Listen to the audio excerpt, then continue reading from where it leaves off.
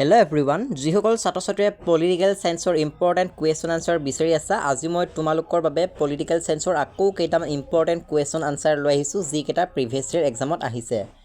so ভিডিওটো most important হ'ব যিসকল ছাত্ৰ-ছাত্ৰীয়ে আজিৰ ভিডিওটো সম্পূৰ্ণকৈ চাব সেইসকল ছাত্ৰ-ছাত্ৰীয়ে পলিটিকেল সায়েন্সত লেটাৰ নম্বৰ পাবলৈ সক্ষম হ'ব সো ভিডিওটো ভালদৰে চাই যোৱা আজি আমি কেইটামান ইম্পৰ্টেন্ট কুৱেশ্যন আনসাৰ ডিসকাস কৰিম যিকেইটা তোমালোকৰ পৰীক্ষাত আহিব সো এইকেইটা প্ৰশ্ন আমি প্ৰিভিয়াছ ইয়াৰ এক্সামটো আহিছে আৰু এইকেইটা আমি ডিসকাস কৰিছো অলৰেডি সো যিসকলে চোৱা নাই ভিডিওবোৰ চাই লবা আৰু স্ক্ৰিনশ্বট মাৰি লবা আজি আমি 70 নম্বৰ প্ৰশ্নৰ পৰা প্ৰায় 10টা মান প্ৰশ্ন শিকিম যিকেইটা তোমালোকৰ এইবাৰ AHSEC ফাইনাল পৰীক্ষাত আহিব সো ভিডিওটো ভালদৰে চাবা সোভিয়েট ইউনিয়নৰ দুটা কাৰণ মোস্ট ইম্পৰ্টেন্ট হয় উত্তৰটো দি আছে চাই লবা লগতে কুৰিডফিয়া আঁচনি সম্পৰ্কে চাবা প্ৰশ্নবোৰ মই পঢ়ি নিদু নহলে ভিডিওটো বহুত দীঘল হৈ যাব ভাৰত আৰু পাকিস্তানৰ সংঘাতৰ দুটা কাৰণ লিখা মোস্ট ইম্পৰ্টেন্ট পৰীক্ষাত আহি থাকে নিৰ্বাচনী আয়োগ কেতিয়া হৈছিল আৰু ইয়াৰ মুখ্য আয়ুক্ত কোন এইটো আহিব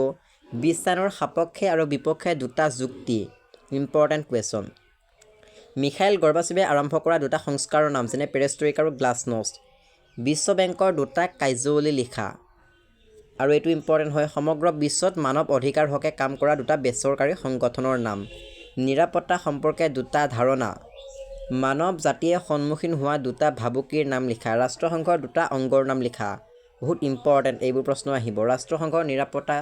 পৰিষদৰ স্থায়ী সদস্য ৰাষ্ট্ৰৰ নাম লিখা ভাৰত বিভাজনৰ দুটা পৰিণাম জল প্ৰদূষণৰ কাৰণ পৰিকল্পনা আয়োগ কেতিয়া হৈছিল ইয়াৰ অধ্যক্ষ কোন শ্ৰীলংকাত সংঘাতত লিপ্ত হোৱা দুটা সম্প্ৰদায়ৰ নাম লিখা উত্তৰটো হ'ব সিংহলী সম্প্ৰদায় আৰু তামিল সম্প্ৰদায় ভাৰতৰ বৈদেশিক দুটা মূল নীতি লিখা মোস্ট ইম্পৰ্টেন্ট আসিয়ান কেতিয়া গঠন হৈছিল আৰম্ভণিতে ইয়াৰ সদস্য কিমান আছিল সো এইবোৰ কুৱেশ্যন বহুত ইম্পৰ্টেন্ট হয় তোমালোকৰ পৰীক্ষাত আহিব ভাৰত বিৰোধী দলৰ ভূমিকা আলোচনা কৰা এইটো হৈছে লং কুৱেশ্যন 5 নম্বৰ 4 নম্বৰ বাবে আহিব সো স্ক্ৰিনশ্বট মাৰি লবা ধুনিয়াকৈ মই পইণ্ট ৱাইজ উত্তৰকেইটা দি দিছো তাৰ পিছত চাব লাগিব কাশ্মীৰৰ সমস্যা সো কাশ্মীৰৰ সমস্যাটো মোস্ট ইম্পৰ্টেন্ট হয় তোমালোকে এইটো চাই যাবা লগতে চাব লাগিব চিপকু আন্দোলনৰ বিষয়ে তোমালোকে জানিব লাগিব এটো ইম্পৰ্টেন্ট হয় পইণ্ট ৱাইজ নিকে লিখিবা লগতে বিশ্বায়ন কাক বোলে বিশ্বায়নৰ ইতিবাচক আৰু নেতিবাচক দিশসমূহ তোমালোকে চাব লাগিব তাৰ পিছত চাব লাগিব বিশ্বায়নৰ সপক্ষে আৰু বিপক্ষে দুটা যুক্তি মোস্ট ইম্পৰ্টেন্ট এইটো প্ৰশ্নও তোমালোকে চাব লাগিব বিশ্বায়নৰ অৰ্থনৈতিক আৰু ৰাজনৈতিক আৰু সাংস্কৃতিক এই তিনিটা তোমালোকে জানিব লাগিব কনসেপ্ট ইয়াৰ ওপৰত পৰীক্ষাত প্ৰশ্ন আহিব তাৰ পিছত তোমালোকে চাব লাগিব এইটো প্ৰশ্ন ভাৰতৰ পৰিকল্পিত বিকাশ মানে কি বা পৰিকল্পনা বিকাশ কি পৰিকল্পনা আয়োগৰ ভূমিকা সম্পৰ্কে লিখা এইটো 2025 আৰু 24 বৰ্ষত আহিছে সো এইবাৰ পৰীক্ষাটো ইম্পৰ্টেন্ট হয় ভাৰত আৰু পাকিস্তানৰ মাজৰ সম্পৰ্ক তোমালোকৰ পৰীক্ষাত আহিব ভাৰত আৰু পাকিস্তানৰ সম্পৰ্ক ভাৰত আৰু চীনৰ সম্পৰ্ক সো ভালদৰে চাই যাবা ভাৰতৰ পাৰমাণৱিক নীতিৰ ওপৰত লিখা সো পাৰমাণৱিক নীতি বহুত ইম্পৰ্টেন্ট হয় তোমালোকে এইটো চাই লবা তাৰ পিছত তোমালোকে চাব লাগিব এইটো প্ৰশ্ন ভাৰতবৰ্ষক নিৰাপত্তা পৰিষদৰ স্থায়ী সদস্যপদ প্ৰদান কৰিব লাগে বুলি ভাবানে যুক্তি দিয়া এনেকৈ প্ৰশ্নটো আহিব বহুত ইম্পৰ্টেন্ট হয় এইটো প্ৰশ্ন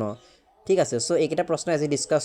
কৰিলো নহলে ভিডিওটো বহুত দীঘল হৈ যাব আৰু লং কুৱেশ্যন আছে তোমালোকক যদি লাগে কমেন্ট কৰিবা মই ভিডিওবোৰ দি যাম ঠিক আছে সো মই ভিডিওটো স্পিড বনাইছো কাৰণ তোমালোকৰ হাতত সময় নাই তোমালোকে সোনকালে নোটছখিনি নোট কৰি পঢ়িব লাগিব সো যিসকলে এনেকুৱা ধৰণৰ ভিডিও পাব বিচাৰিছা তোমালোকে কমেন্ট কৰিবা মই ভিডিওবোৰ দি যাম সো চেনেলটো সাবস্ক্ৰাইব কৰি লবা তেতিয়া ভিডিওবোৰ পাই থাকিবা আৰু লাইক কৰিবা কমেন্ট কৰিবা আৰু শেয়াৰ কৰি দিবা যিসকল ছাত্ৰ-ছাত্ৰীয়ে পলিটিকেল সায়েন্সত কমন কুৱেশ্যন আনসাৰ বিচাৰিছা এই নাম্বাৰটোত মেছেজ কৰিবা তোমালোকে নোটছখিনি বাই কৰি লবা আৰু নিজৰ প্ৰস্তুতি আৰম্ভ কৰি দিবা